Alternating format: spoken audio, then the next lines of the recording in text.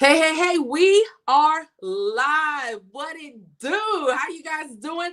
Man, it has been months since I have streamed live, and I'm really excited to be here with you tonight. Tonight is going to be the first of a weekly series called Women Who Win. I'm really excited to be bringing women who are trailblazers and game changers, and they are just doing the daggone thing, right? Women who are going to be in ministry, business, music, whatever it is, they are doing some really great things, and they're movers and shakers, and they're people that we all really could learn from. So this is what I really need for you to do. I need you to take a moment, take a moment of silence. I mean, not really, we don't need to do all that. But what I want you to do is to take a moment and share this out. I'm really excited about my guest tonight. I have Charron Monaye that is here, and we're just going to be chopping it up. We're going to be talking about how to balance life and career and entrepreneurship, and like I said, I cannot wait to get into it, and I'm really excited about that. So before we get started, let's just take a quick moment and we'll be right back. Special thanks to tonight's sponsor, Pen Legacy. Founded in 2008 by Charron Monaye, Pen Legacy is a groundbreaking literary company that allows you to not only put your book into print, but also adapt it for stage and theater. Go to penlegacy.com. Penlegacy.com. It's all about Charron Monaye, who is the CEO of Pen Legacy. Charron, how is it going on tonight? Hello. Welcome, honey. How are you? So look, I love how you jumped on my show and you welcomed me to my show. That's what we do. Hey, baby. We do, right? So folks, have you ever just met somebody and y'all just became like quick friends, sisters, whatever it might be? That's exactly what happened with Charron and I. We connected a couple of months ago, and she has definitely been a sister in my life. She's been somebody I've been able to call, and if I'm tripping, she's okay with me tripping, and I'm able to just be myself. And when you have people that allow you to be yourself, you got to hold on to those people. I do want to let you know that you can comment, and when you comment, we're gonna pop it up on the screen, and all that good stuff. So make sure that you comment. Please continue to share it out. I see where y'all are jumping on here. You guys are doing the thing, and I love it. You're making me really excited. All right, Charron. So you are this week's cover girl for She Went. Yeah, looking beautiful in your red. Yes, honey. Red is a bold statement. Yes, it is. It is. It's definitely a bold statement. And I was like, I can't think of anybody else that I would love to be on this cover than my sister, Charron. And so thank you for coming on here. So, okay, let me just ask you. I love perfume. What perfume are you wearing? The perfume I'm wearing right now is Chanel number 5. Damn. Number 5. Yeah. One of my best friends is rocking Chanel, and I forget what the scent is, but every time she walks around me, I'm like, yo, what are you wearing? Is it Gabrielle? It might be Gabrielle. I have Gabby too. Gabby will change your life. Oh my gosh. Every time she walks in the room, I'm like, what is really going on? That's my nose following the scent. Like, what is going on? It's probably Gabby. Yes. I've my life. I mean, my favorite scent is J'adore. And you know, my mother used to wear that. And so my daughter feels like I smell like an old lady, but it's just one of those scents, like it's timeless. I love it. And I know it's the weirdest thing. Before I go on live, I have to make sure that I have my perfume on, as if y'all could really smell it. And and then gotta make sure you smell good from a distance. Yeah, because it's important. And then I always have to make sure that like I'm not ashy. And so y'all, we were like 5 seconds before going live, and I was like, no, my knuckles are ashy. So we had to push pause for just a minute and all that good stuff. So again, Charron, you were the cover girl this week. I'm gonna be honest, I hate when people ask me this question, but I'm gonna ask you anyway. Tell us a little bit about yourself. I want to know how you answer this question. It's the most uncomfortable thing for me. You know what? And this is why I don't like interviews, whether they're business or professional, because that question So It can either go so right or so wrong. So in this arena, I'm just going to keep it comfortable, okay? yes. Because Charron, Charron has a book. Really, it's like we'd be here all night if I told you who I really, really was and what Yeah. all I really, really do. But the sum up version is, Charron is also a mother. Charron's an entrepreneur. Charron is an employee. Charron is a lover of the pen. There you go. Charron is the lover of the pen. So whatever you can imagine requires you to write, Charron has mastered. And you better say that. Like, you didn't say this is what Charron does. You say Charron has mastered. So let's talk about some of those things that have reached mastery status. You are an author, a playwright, a songwriter. You know what I mean? You do all of those things. And I used to have people say to me all the time, Tamika, you just do too much. And I do all of those things. Do you have people that say to you? All the time. How do you I remember when I first started, and I first started out in this industry, I was a songwriter first. So I was in the music industry first. Then I jumped into, book world. And then I jumped into plays. And then I started adapting books to plays for other people. Then I jumped into being an author for myself. And then I jumped into being a publisher. So it was just like, who are you? Yeah. And after a while, I had to answer that question, like, who are you? Who is Charron Monaye? And that's why I just, instead of me saying an author, a publisher, or this, or this, it's just like, you know what? I am the lover of the pen that has been able to master everything that requires writing. I have been from being an author to a script writer to a songwriter to a press. I used to, write for CNN and other different blog and media So I was having a conversation with a friend, and we were talking about how, as women of color, oftentimes we feel like we can't just boldly speak about who we are and what we do because it's perceived as being boastful. How have you been able to overcome that? Because I'm sure at some point that has been something that's crossed your path. It has. And as a woman, and it's funny because when I first started, and that was why I not gonna say why I became a writer, but that was one of the things I loved about being a writer is that I didn't have to boast. Because 9 times out of 10, people didn't need to know who I was. Like, you don't really go to the Grammys or the Emmys or the Oscars and want to hear who the best writers are.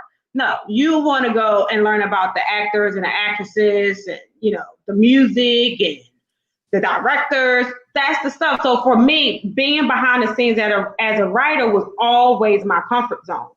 But now with me being a coach and a publisher, and I get that question more, I think it's important for me to let people know who I am, because who I am provides my credibility. It provides my validation. It provides why I price the way that I price. Hello, somebody. It also tells you that, you're in good hands. Like, one of the things that I always say that makes me a good publisher is because I'm an author first. One of the things that make me, being a good, coach is because I've been in this industry for 27 years. I'm not telling you nothing that I read from a book. I'm not telling you nothing that I saw on Facebook. I'm not telling you nothing that I learned or wrote down at a conference. No, I've lived this. I've lost it. I found it. I negotiated. I had to reroute. I'm teaching you true life experiences. So this way you don't have to lose as much as I did to get where I am. And you may be able to get there faster. So telling people who you are is necessary because, at the end of the day, it just builds your value. It makes you more valuable, especially in whatever realm or title you're trying to wear. So I'm going to tell you, I went through this situation where I was kind of awkward, right? Like, I was always kind of this awkward person, and I always kind of wanted to be understood. I wanted to be accepted. And so what I used to do is I would always lead with my credentials. And it took me a couple of years to understand that that was not necessary. But I was always the person that would be like, oh, you guys are doing this? Well, guess what? I publish books and I do this and I know how to do that. And it actually was a turn off for people. And now I've learned how to just kind of chill in the cut and let my work speak for itself. Did you ever struggle with that in your kind of getting your voice? No, you never did. No, because remember, writers' very tendency. I mean, they don't have a tendency of needing to be seen. Right. If you think of a true writer, if you think of true authors, how many, best-selling or favorite writers or favorite screenplays do we really see out here? Like, hey, I'm Stephen King, and no, you already know who Stephen King is. Yeah. So if your work is valuable, if your presence is valuable and felt and sincere and genuine, people will know you before you enter the room. I don't necessarily have to come in the room and be like, I'm Charron Monaye. Like, I don't have to, because if people know I'm coming, they're going to do their research. So they're going to already come to me ready to have a conversation. Or I've read your books. Like, I've been places and people like, oh my God, I read your book, or, I'm interested in this, or like, they already know me before I have to open my mouth. Plus, I'm Googleable, baby. All you gotta do is Google me.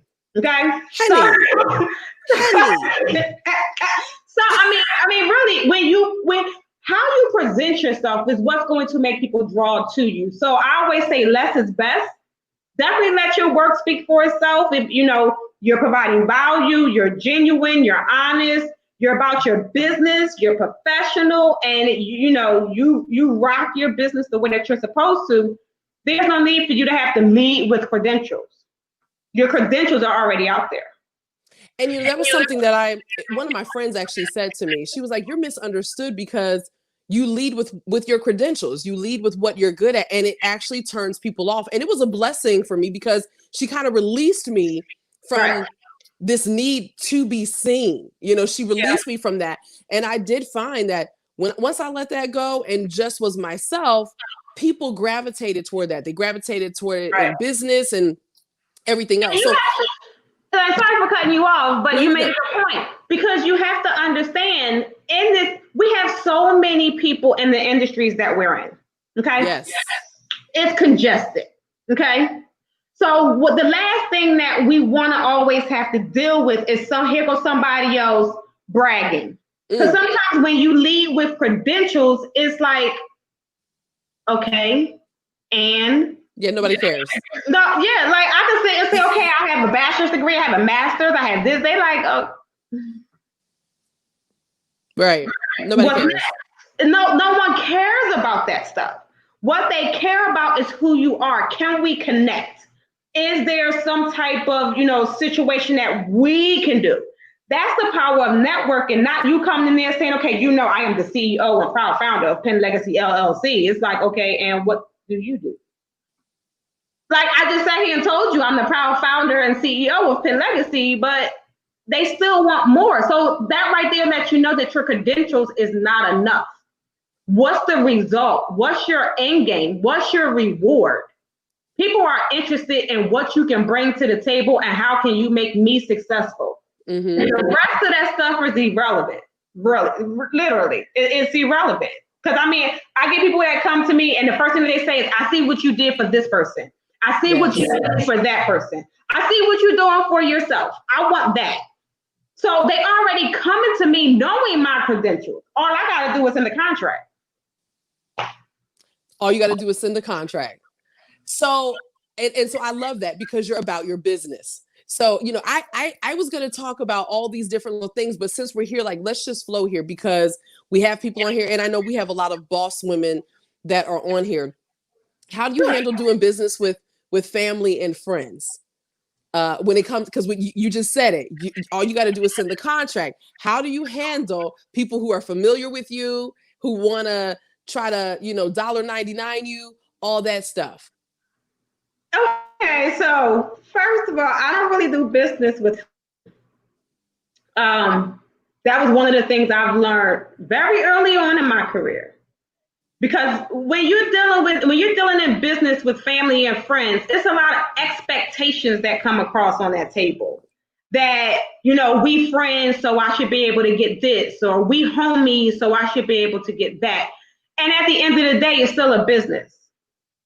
If it's a transaction, it's a business. So you have to know where to draw the line. Like, I have a lot of people that I've worked with. I have a lot of people that I've published that are friends of mine. I have published, people who are dear, like, heart-to-heart sisters of mine. But when it comes to business, it's like, okay, Charron's my homie, but at the end of the day, Charron's my boss.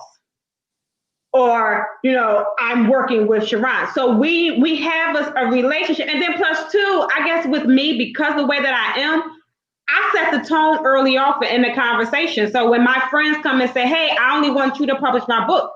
Okay, so they already see there's a different kind of Charron. So this way, there is no type of misconstrued or I thought or how come. No. You get the same treatment as everybody else. You have to create boundaries. You have to create some type of standards, whether it's family, friends, or strangers. Like, businesses don't care about, family, friends, or business. IRS don't care about, okay, well, I can't pay you all of this because I gave my girlfriend this $25 off. Like, no, it's business. So when you're dealing with friends and families, you have to set the laws down first. You have to establish yourself as a business person. Like, I'm still your friend. We ain't talking about your book of coaching. Yeah, look, what happened on Love and Hip Hop yesterday? let's wrap. But when it comes to the book, it's like, okay, where's my manuscript? You gave me a deadline. I ain't got a manuscript. What we doing? Yeah. And it's all out. And that's the thing too. I always tell anybody I work with, I'm not going to say I'm not the easiest. I'm about my business, but I come from a place of love. Because if you're trusting me with whatever it is that you're paying me for, you're expecting me to get you results. So we don't have time to sit here and, oh, well, let's have a chit chat and catch up before. No, you called me for coaching. So how can I help you? And you only have a little bit of time. Right, that's it. Because half the time your coach session is only an hour. Because I got somebody booked at the next hour. Because sometimes my schedules are tight. So we don't have long to be girlfriends. Now, if you want to be a girlfriend, then call me about 12 in the afternoon. Because then I have all the time in the world. But you have to set those laws or rules, or just know, okay, I'm not working with family, or I'm not working with these. No, I can refer you, because I know this is going to turn ugly, because you're going to expect, because I'm your cousin or I'm this, or your expectations of me is going to be, well, how come you couldn't? And I still have to pay these people that are providing you a service. So I'm not paying them, and it ain't my project. There you go. Absolutely. So when you're talking about setting ground rules and different things like that, we're going to take a very short break. But when we come back, we're going to talk about how do you actually balance family, career, entrepreneurship. I want to talk about that right after this. Sure. Hey, I'm Latisse Crawford for season 2 of BET Sunday Best. Listen, I know firsthand what it means to perform under pressure. And the last thing I want to worry about? Body odor.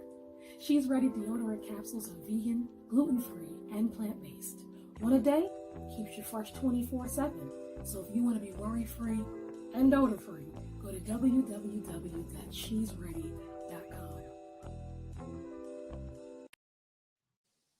Hey, you guys, it's your girl Tamika Hall here, and you are watching Tamika Hall Live. This is our segment, Women Who Win.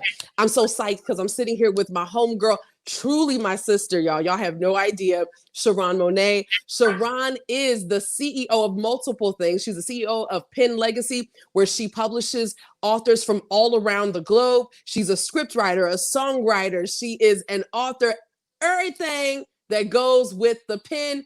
That is who she is. And yes, she is bossy. We see that on the t-shirt. She has boundaries.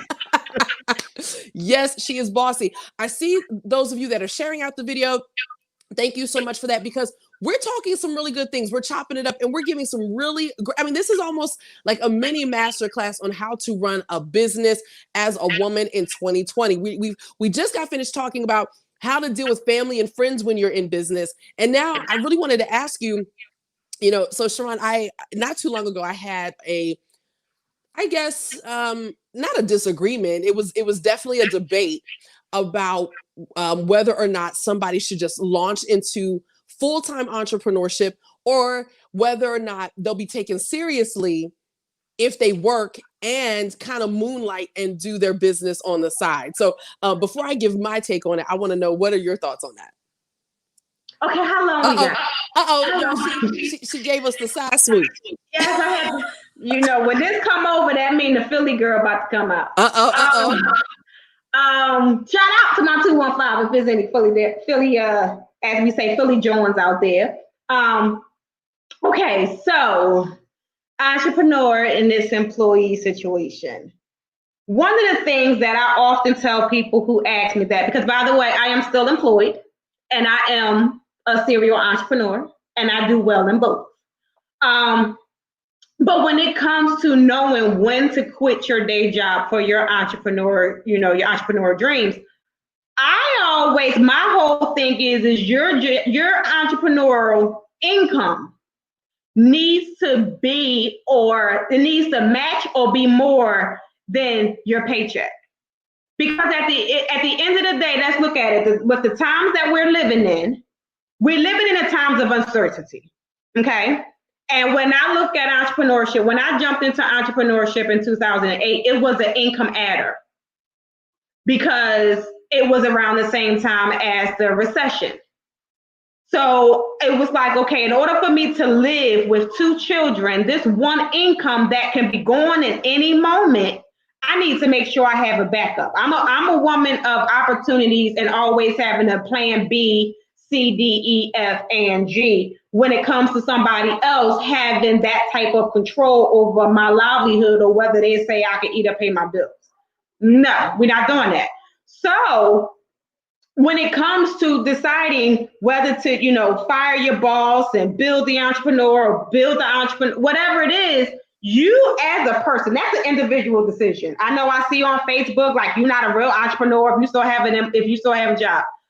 I wish I could curse, but that's a lie, because you have a lot of entrepreneurs out here that still have jobs. Now, some of us may not be vocal about it, but again, in a time like this, how many people are really spending money on businesses? And with the unemployment rate being high, how many people are really, making, unless, you have some people who have faithful clients and don't mind dropping $5,000 and $6,000. But honestly, the average person, how many people that's watching this, if you contacted me today and I gave you a PayPal invoice for $7,000, could you pay it?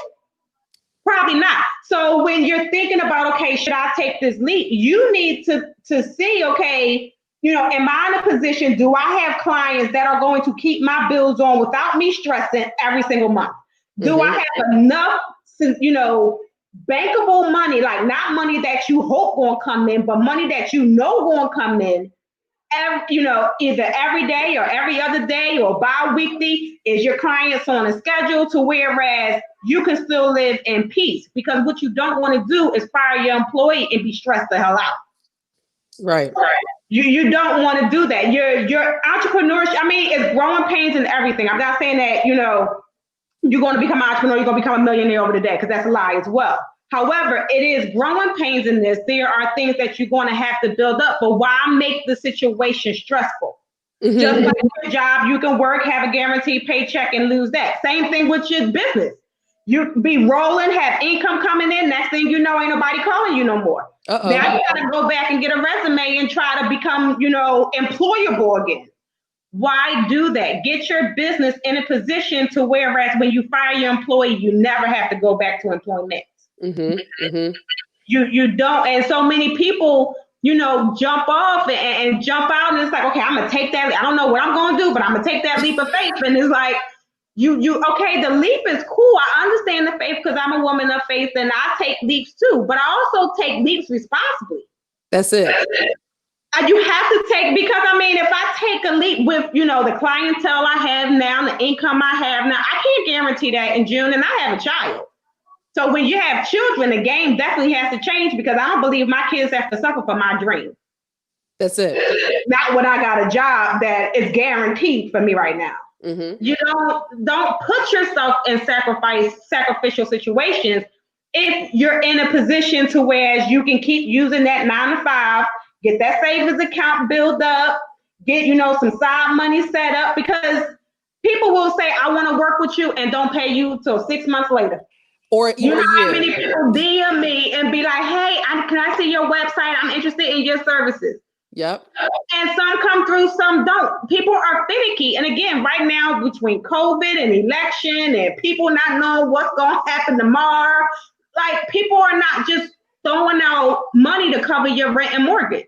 Yeah. Or your car note, or your Fendi bags. We still got to maintain our lifestyle, honey. We got to profile for the brand. Who gonna pay for that? Okay. So you have to make sure that your business is tight. You got to be smart.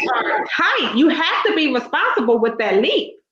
Absolutely. And it's amazing to me that people actually feel like you're not being committed to entrepreneurship if you don't just jump out there, and you'll find a way to work it. I worked for years, a job, a part-time job, and my business. I was exhausted, but you can work it. You learn how to work things with less time.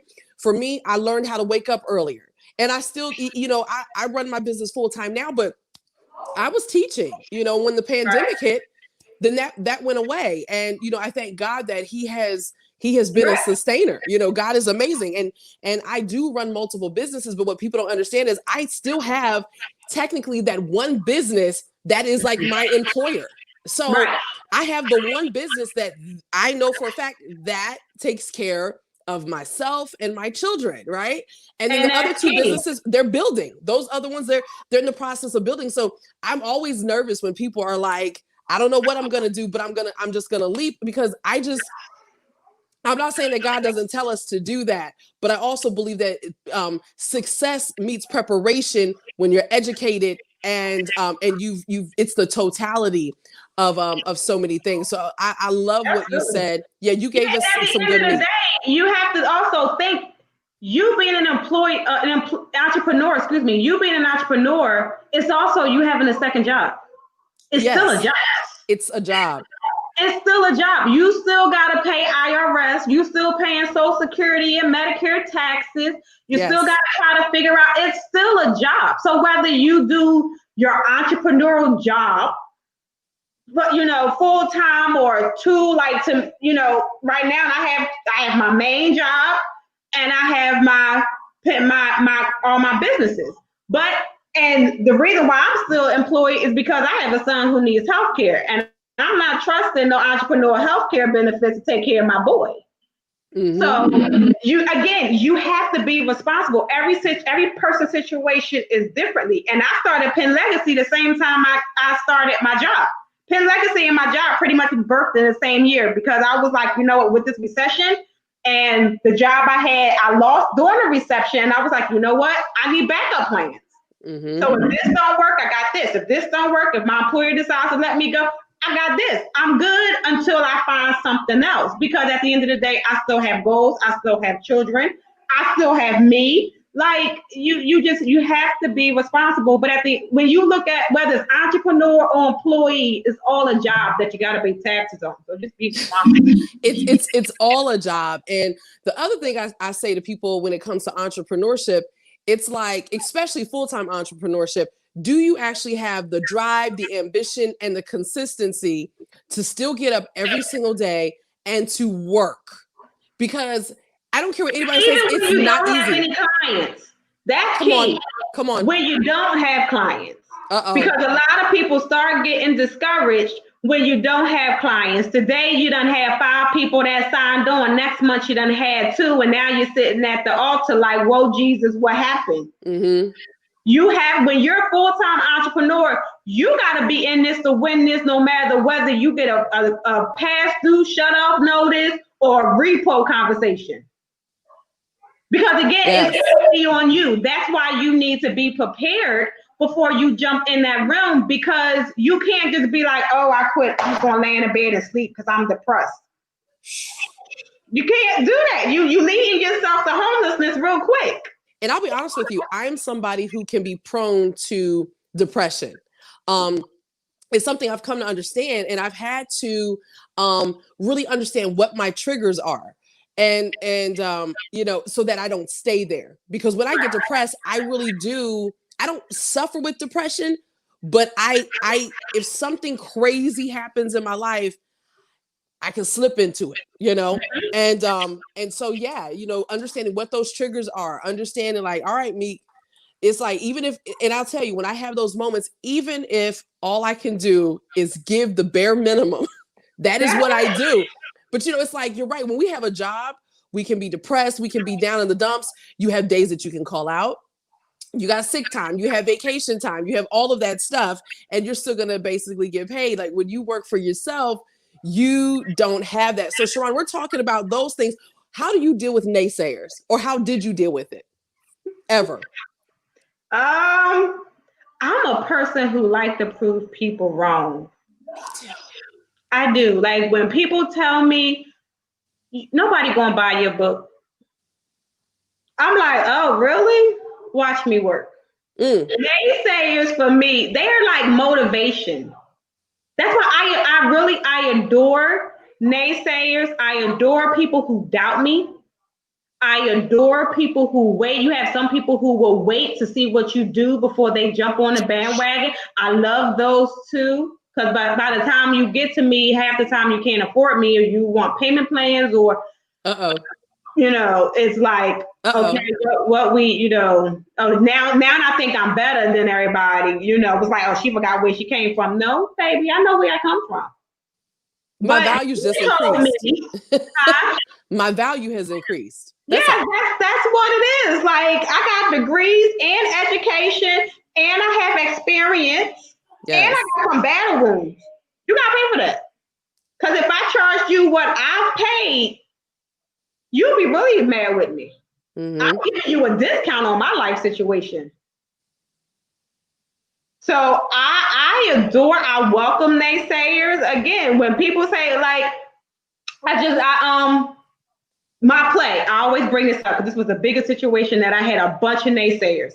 At this time in 2008, I had one of my plays, Get Out of Your Own Way, premiered in Hollywood, California. At that time, I lived in Philadelphia. Okay, so I'm the script writer and I'm the producer. My whole team, my actors, my stage, my crew, my director, everyone else lived in California. I was the only person in Philadelphia. Okay, so when I started, you know, starting the process with, you know, the auditions and the tickets, I had people like, you are nuts. How are you producing a play in California? One, nobody knows you. Two, you're in Philadelphia, so you don't even know what's going over there in California. You may go over there and nothing's done. What are you doing? This is crazy. I'm not coming. I'll wait until you come to the East Coast because this play may flop. And I was like, oh, keep talking, watch me work, keep talking. Before I got out to California for this premiere of this play, we had 3 shows sold out for that chick who nobody knew in California.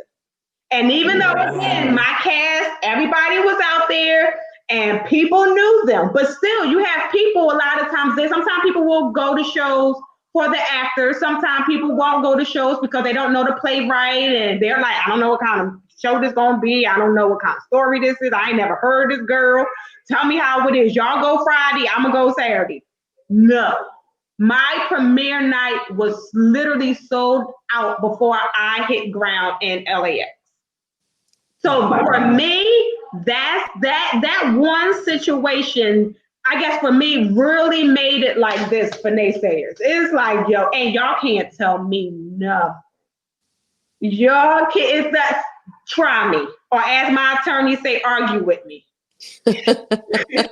Argue with me. Because when you have a person who is determined, or a person that's, driven, or a person who really leans on her faith and, what God is telling her to do, and being obedient and staying in it and committed, and knowing that your reward is on the other side of that.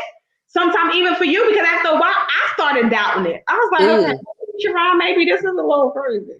Like, you don't know if they rehearsing, like they saying they have rehearsing, but they could be sitting there drinking wine. And you don't know what they're doing.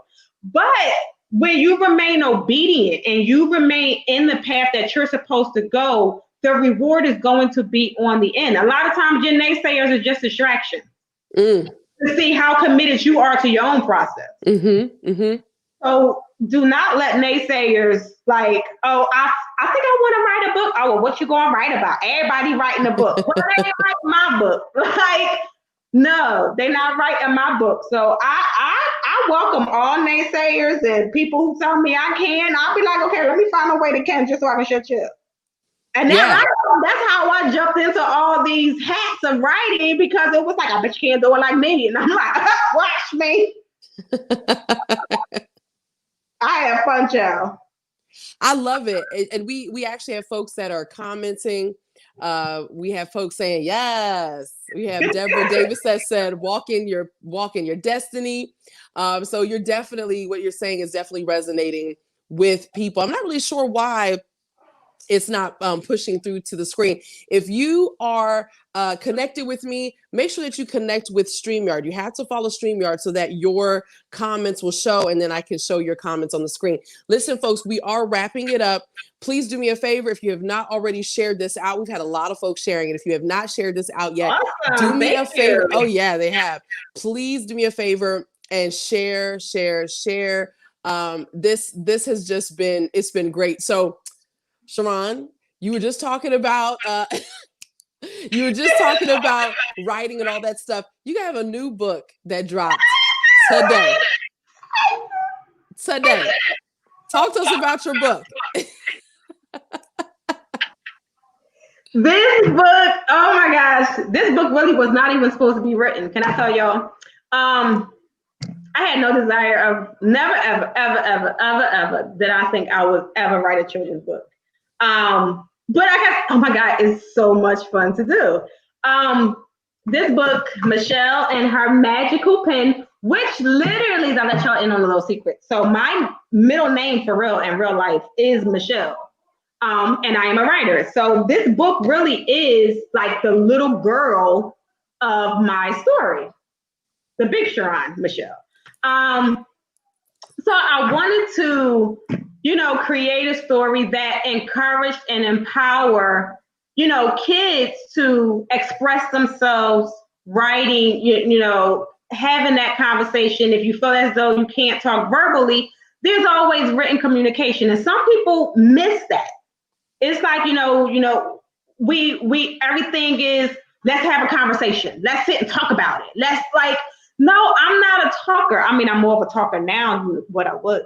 Like, you can't shut me up now. But you have people who like I was, it was like, I didn't want to share my story. I didn't want to have a conversation because I always feared and do not appreciate or like people's opinions, suggestions, or ridicule. So a lot of times I was that person that just wanted to talk and you listen. I need your feedback. So because I didn't need your feedback, I was like, you know what? I'm going to write on my paper because my paper can't talk back to me. That's it. So for some people who are afraid or, who sit like I used to boggle everything in, and then you end up just having anxiety attacks and all kinds of stuff. And you're like, what's wrong with me? It's like, because you're wearing 30 years of issues on your sleeve or in your heart. You got to release that stuff. So what my children's book, Michelle and Her Magical Pen, does is pretty much what I did is, instead of me holding stuff in like I used to, I went to the power of my pen. And not saying that you don't have to become an author. Not everybody is born to be authors, let's be clear. But a good journal is good. Some people write in their journals. Some people do devotionals and spread their life all over the devotionals and diaries. And you have to relieve. Health-wise, we're carrying a lot. We're dealing with a lot. Some people are afraid to talk. Some people don't know what to say. Some people have a whole lot to say and nobody to talk to. you need to release. And for me, I wanted to start that out with children. And the reason why I even came to the children's book idea is because one of my authors, Derek Washington, I published a book for him in June called Son, You Matter. And when they sent me the manuscript, I was just like, I want to do that too. This is so cute. See, there we go, taking more leaps. I don't know nothing about nothing. But I was like, yes, I want to. And I was like, do you think your illustrator will work with me? And he was like, yeah, contact her. I was like, no, can you do the introduction? Like, I'm shy, really. So, but I don't like to step on people's situations. I respect boundaries. That's how you do it, just like that. He connected us together, and me and India Simpson, she's on Facebook. Shout out to her. She is the amazing person. But how about you? Look at Michelle. You see Michelle? So she is like her illustration is amazing, and I'm like officially branded her part of the Pen Legacy family, because I already have my next 2 children's books that are coming out for next year. I already sent her the title, so she's doing the covers. So yes, and then the other thing that makes this book so important to me, especially for today, because 10 years ago today, my very first book, My Side of the Story, was published. So today, 10 years ago, I officially became a published author. So it was just like, it was the 10-year anniversary for My Side of the Story. And then this is my 16th book. And, you know, my first children's book. So I'm just celebrating big today, honey. Listen, you're on the cover of She Wins magazine. And she wins, honey. She wins. I love it. See, I like being the first. I like being the one to help break barriers and stuff. So I'm really excited that I've had the opportunity to just share this celebration with you. And you've recently been celebrating 5 years of Pen Legacy. So yes, Pen Legacy Publishing turned 5 years today. May 10th, Mother's Day. It was established May 10th, 2005. No, 15. Why am I going back? 2015. Maybe it's something else I need to be doing with a file. I gotta check that. So Pen Legacy Publishing was established May 10th, 2015. So we just celebrated 5 years for that.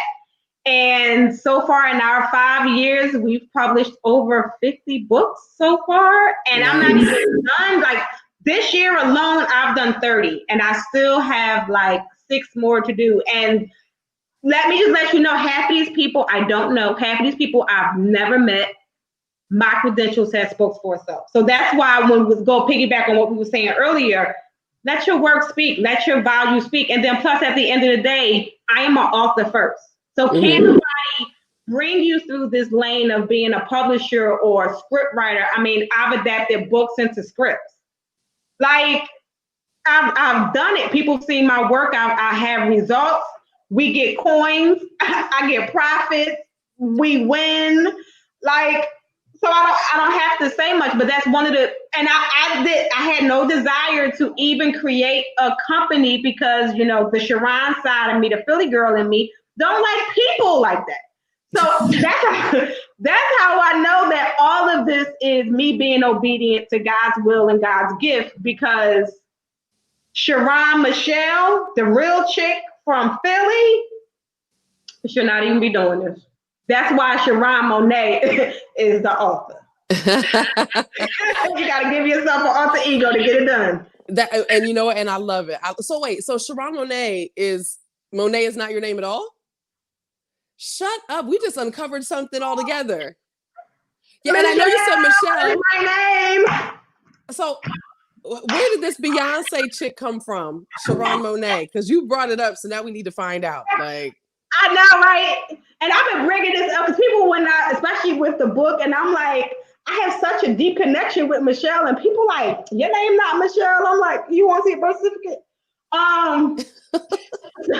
When I first started my writing journey, my songwriting world, everything was my birth name, Charron Michelle.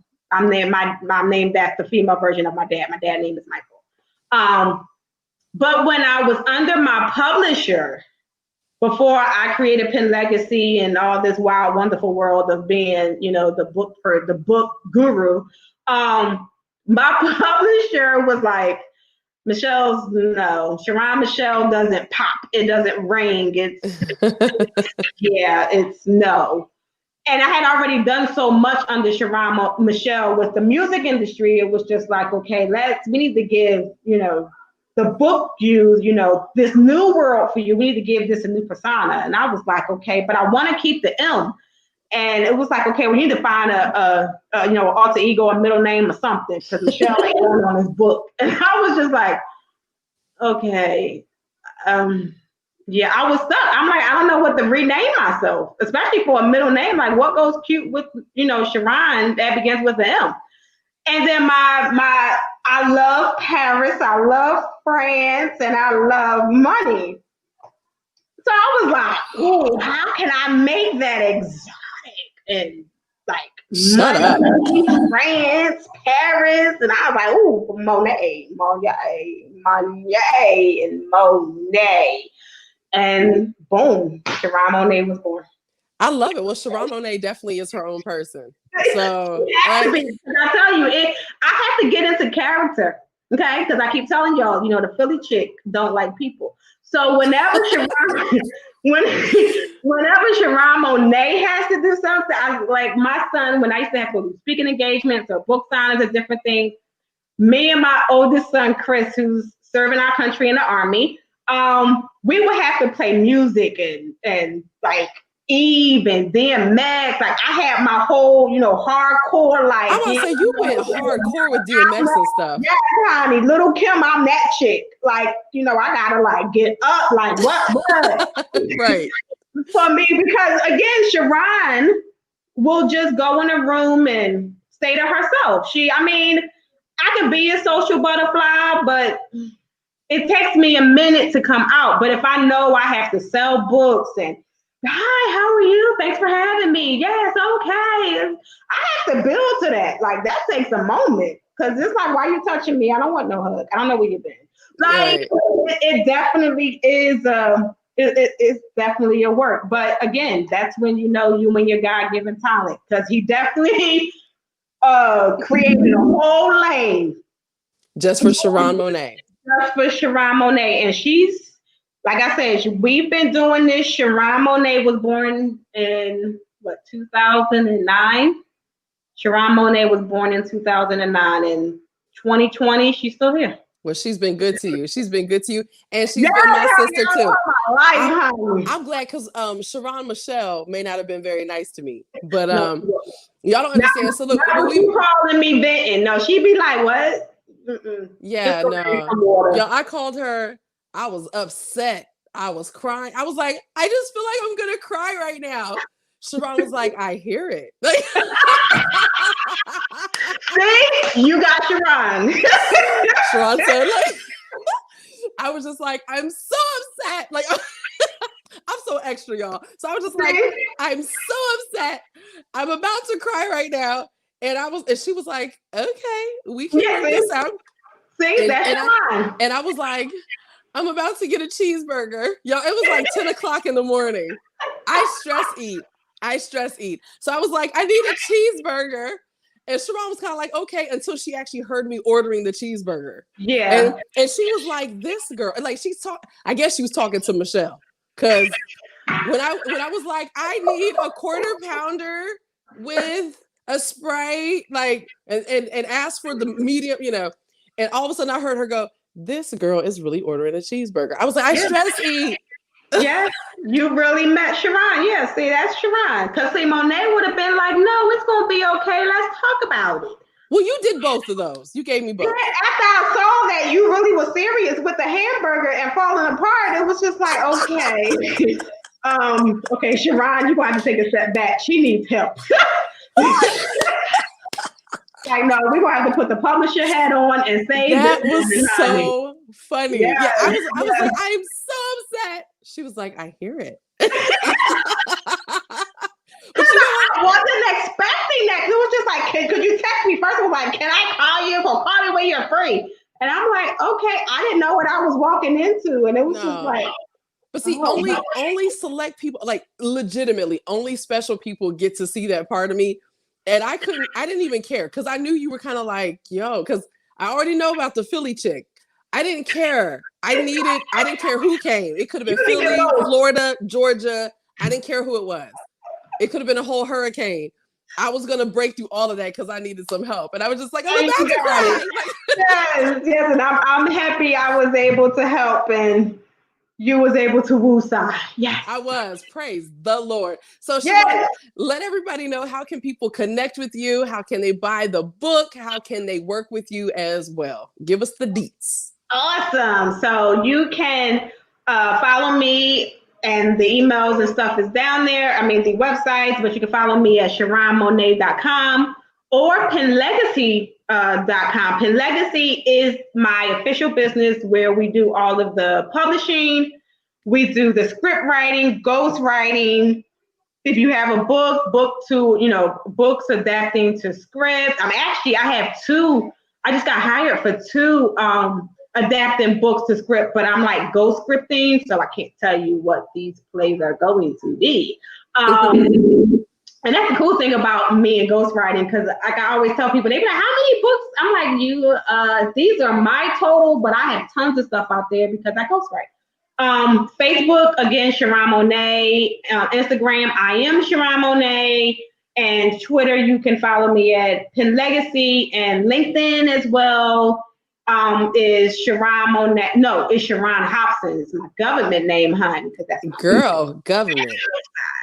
Charron Hobson MPA, because I do have my master's in public administration. Yes, girl. I am that government girl. Be careful.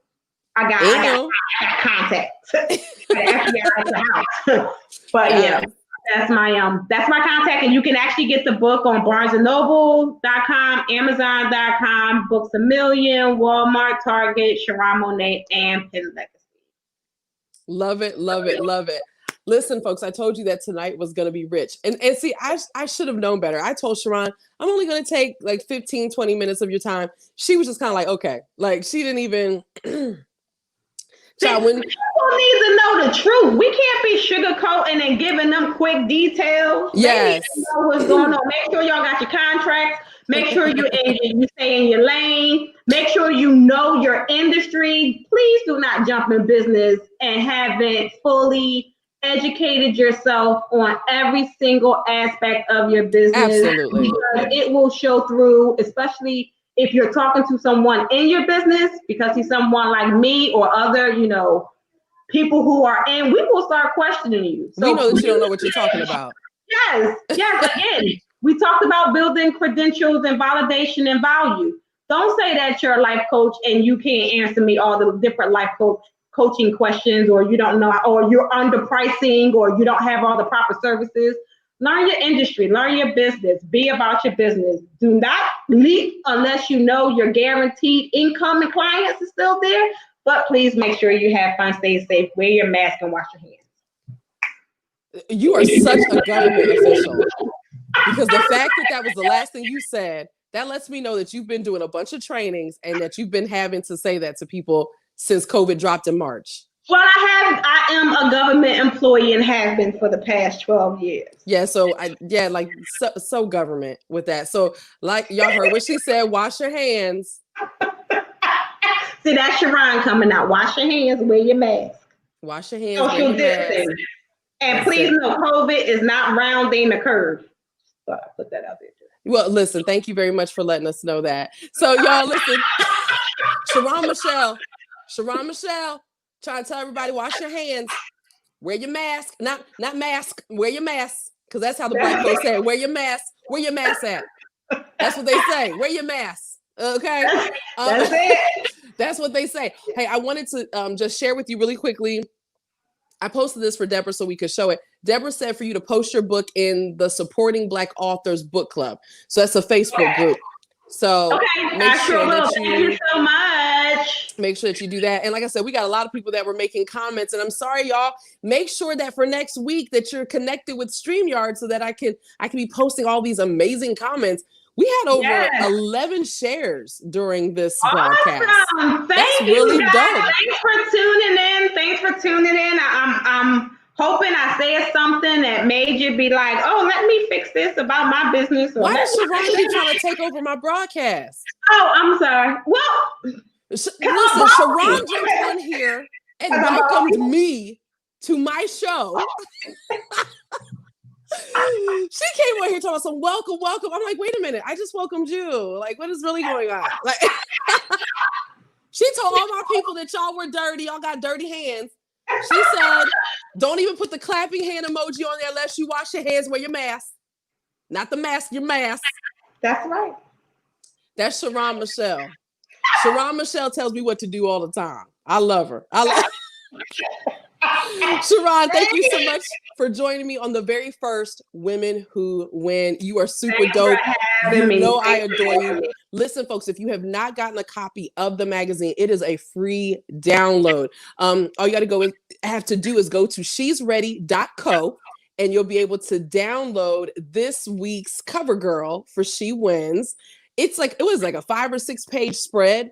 Yes, where she's literally feel important. You're super important. And she's answering all those hard-hitting questions about how to actually balance family, career, entrepreneurship, and all those great things. So you will definitely enjoy the read. I love everybody. Remember, you were created to make God famous, and y'all have a blessed night. Wash your hands, wear your mask.